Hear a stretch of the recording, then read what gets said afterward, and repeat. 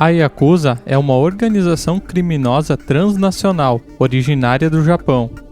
Os membros são notórios por seus códigos de conduta estritos e natureza muito organizada. Eles têm uma grande presença na mídia japonesa e agem internacionalmente com um grande número de membros. Nesse vídeo, nós vamos apresentar a você fatos assustadores sobre a maior organização criminosa do mundo.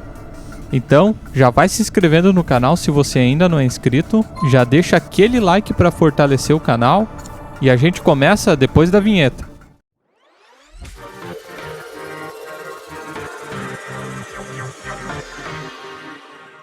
Fato número 8. Cortar fora os dedos mínimos. No momento de entrar em uma terrível organização criminosa como a Yakuza, você deve esperar ser exposto a um monte de riscos, não apenas de gangues inimigas, mas dos próprios membros da sua equipe. A falha é frequentemente não tolerada, e você deve esperar mais do que apenas a prisão.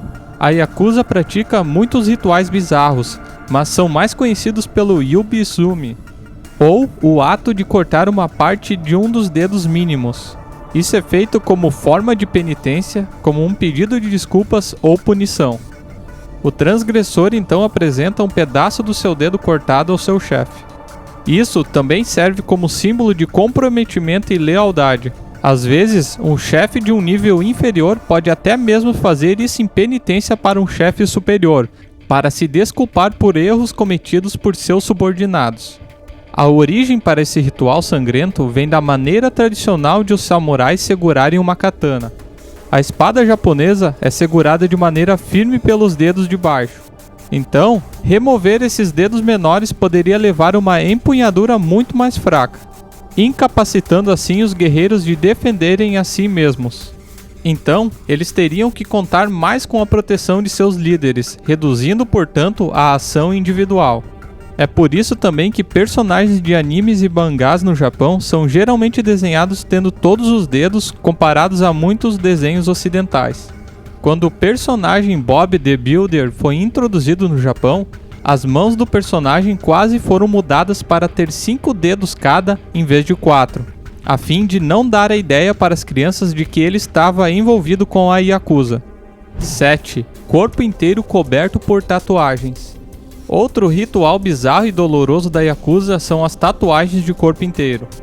Essa prática é conhecida como Irezumi e está há bastante tempo na história do Japão.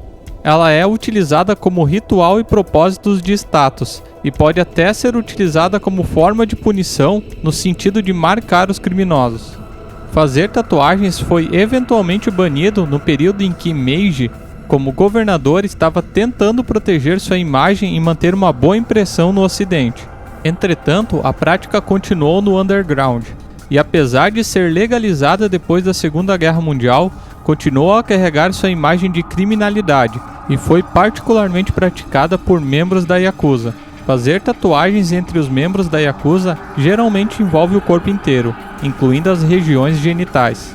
Em vez de utilizar métodos elétricos modernos, eles geralmente têm suas tatuagens feitas manualmente, com agulhas de aço afiado ou bambu.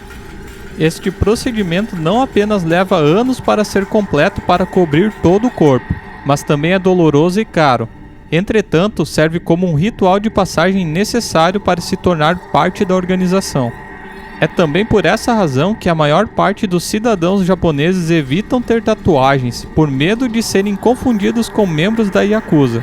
Outro fato horrível é que essas peles fortemente tatuadas são às vezes arrancadas dos corpos de membros mortos da Yakuza, para serem mostradas em galerias e vendidas no mercado clandestino. Número 6. Chantagem corporativa. A Yakuza é conhecida por diversos tipos de crimes, variando de tráfico humano, armação de lutas de sumô e compra e venda de armas. Porém, o maior dos seus fortes são as chantagens corporativas. Comparada com as máfias italianas, que geralmente extorquem pequenos negócios para pedir dinheiro para proteção, a Yakuza pratica seus próprios métodos de extorsão, com uma facção especializada conhecida como Sokaia. A Sokaia tipicamente aplica chantagem em corporações e conglomerados, usualmente focando em encontros de acionistas. Eles obtêm os direitos de comparecer em reuniões através de compras de ações. Então, eles assustam os outros acionistas com a sua presença. A Socaia também desenterra qualquer tipo de sujeira dos líderes de negócios, sejam elas amantes secretas, acordos ilegais ou outros escândalos. Os alvos, então, não teriam chance a não ser pagar nessas atuais condições. Os executivos pegos nos escândalos ligados à Socaia frequentemente têm suas imagens e reputações estragadas para sempre. Um dos maiores escândalos ligados à Socaia foi o escândalo da Mitsubishi no final dos anos 90, onde membros da Yakuza obtiveram acesso às reuniões dos acionistas através da aquisição de ações. Sob a ameaça de ter informações comprometedoras vazadas, a corporação foi forçada a pagar à Yakuza até 13 milhões de ienes.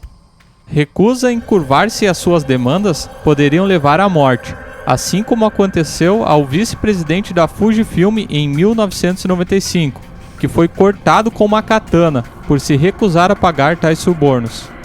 Número 5. Herdeiros dos samurais.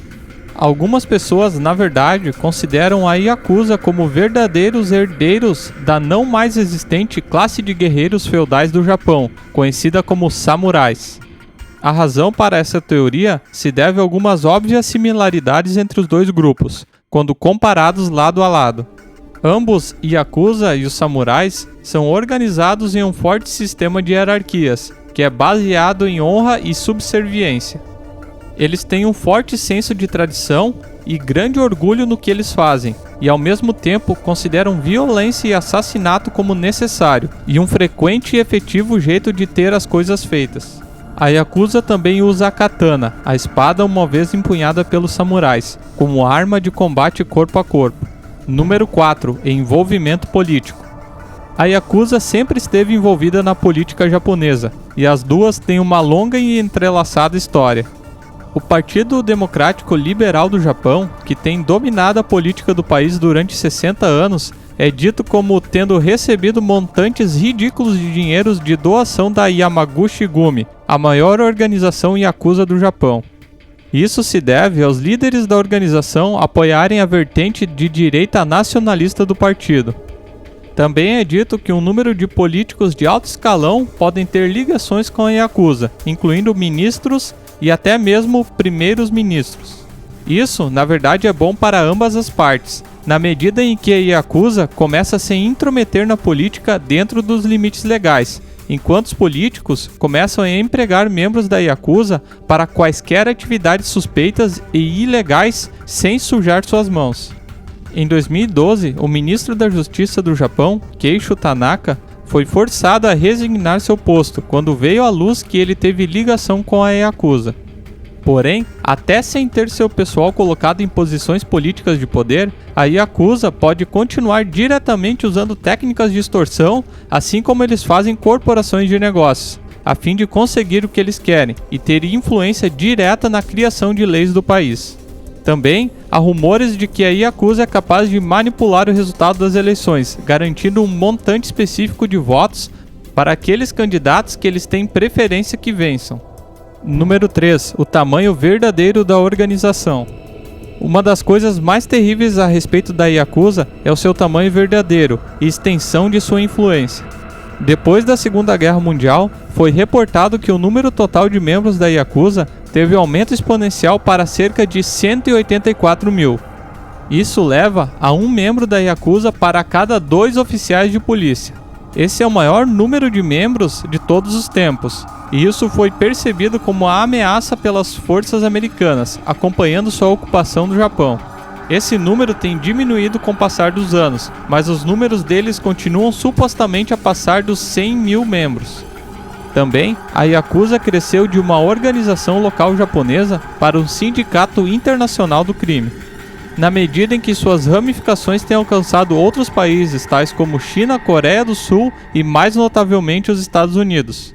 Eles são conhecidos sobretudo na Califórnia, Nevada e Nova York, onde eles colocaram raízes e fizeram alianças com parcerias de negócios com a máfia italiana, coreana e gangues vietnamitas, bem como tríades chinesas. As atividades deles aqui estão principalmente centradas em torno de lavagem de dinheiro, armas de fogo e venda de drogas, bem como prostituição e jogos. Mas as atividades criminais deles em solo americano estão na maior parte centradas no Havaí, pois a ilha serve como uma estação intermediária entre o Japão e o continente americano. Isso é útil para as operações de contrabando entre os dois países. Em 2012, o presidente Obama congelou os bens de Yamaguchi-gumi na América, em uma tentativa de parar o grupo Yakuza de fazer negócios lá. Número 2. Eles odeiam ser ridicularizados. É um fato bastante conhecido que o maior filme sobre máfia de todos os tempos, O Poderoso Chefão, nunca, nenhuma vez teve a palavra máfia mencionada durante o filme inteiro. Isso é principalmente uma tentativa de não aborrecer a real máfia, que inicialmente se opôs à criação do filme. No lado japonês, a Yakuza também não leva na boa quando são depreciados em filmes. Em 1992, um famoso produtor de filmes japonês, Juzo Itami, produziu Mimbo, um filme sátira que tirou sarro da Yakuza. Nele, os gangsters são retratados como idiotas valentões que gritam um monte e passam um tempo em grandes grupos, que no final do filme seriam eventualmente enganados por uma inteligente advogada, interpretada pela própria esposa de Itami. Insatisfeitos com o filme, a Yakuza da vida real atacou Itami, cortando a cara dele e o ombro, deixando o produtor de filmes com uma enorme marca de cicatriz na cara. Aparentemente isso não foi o fim de tudo. Em 1997, na idade de 67 anos, Itami pulou do 8º andar do apartamento no qual morava e morreu ao chocar-se contra o solo. O acontecimento foi publicado como suicídio, mas, estranhamente, a esposa de Itami foi colocada sob proteção da polícia contra a Yakuza. Um jornalista americano e escritor de crimes chamado Jake Aldenstein teve uma versão da história diferente. De acordo com uma fonte, ele contou: o clã Goto-gumi da Yakuza foi responsável por ambos os ataques, o ataque de faca e o pulo mortal de Itami. Sob as ordens do líder deles, Tadamasa Goto, os gangsters tinham ido à casa de Itami e apontaram uma arma, forçando-o a pular. Eles deram a ele então uma escolha, entre ter uma bala na cabeça ou pular do apartamento, o que daria uma chance um pouco maior de sobrevivência. Então, Itami pulou, portanto criando a perfeita ilusão de um suicídio. Número 1. Guerras da Yakuza. A Yakuza é conhecida por rivalidades violentas entre diferentes gangues, e essas rivalidades poderiam às vezes levar a uma espiral sem controle de guerras entre gangues. A pior guerra da Yakuza de todos os tempos foi a Guerra Yamaishi, que tomou conta do Japão de 1985 a 1989. Ela originou-se de uma sucessão de disputas entre Yamaguchi-gumi, que é o clã mais dominante da Yakuza. Um grupo dissidente chamado Ishiwa-kai foi formado por um chefe descontente que falhou em herdar a posição do topo da Yamaguchi-gumi. Ele, então, ordenou o assassinato das antigas lideranças do grupo, tarefa essa que foi realizada através de disparos dentro de um elevador. O Yamaguchi-gumi jurou vingança, iniciando uma guerra sangrenta de 4 anos. As coisas ficaram tão terríveis que um jornal diário local começou a colocar junto um placar listando as mortes e ferimentos infligidos entre as duas gangues na primeira página. No fim, Yamaguchi-gumi ganhou uma vitória custosa, uma vez que muitos dos seus membros acabaram sob a custódia da polícia. Outra guerra mais recente da Yakuza foi a Guerra Dojin-Seido, entre os anos de 2006 e 2013. Ela foi causada quando um grupo de cerca de 500 homens saíram do grupo Dojin-kai, formando uma nova gangue chamada Seido-kei.